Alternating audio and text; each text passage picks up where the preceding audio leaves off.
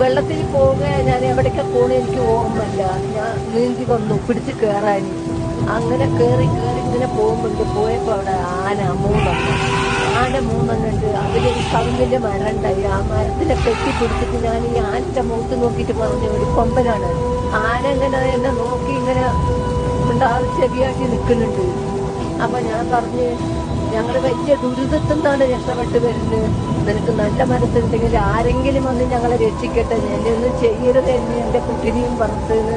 ആനിങ്ങനെ നോക്കി രണ്ട് കണ്ണു കൂടി ഇങ്ങനെ വെള്ളം വരിക ആന്റെ. ആ മരത്തിന്റെ താഴെ തന്നെ ഞാനും എന്റെ കുട്ടിയും കടന്നു. മഴ, പെരും മഴ. രാത്രി 1:30 സംഭവിച്ചിട്ട് 6 മണി വരെ രാവിലെ ആ മരത്തിന്റെ താഴെ ഞങ്ങൾ കിടന്നു. ഞങ്ങൾ അടുത്തുനിന്ന് മാറിയിട്ടില്ല. ആന അവിടെ തന്നെ നിൽക്കുക. ഒരു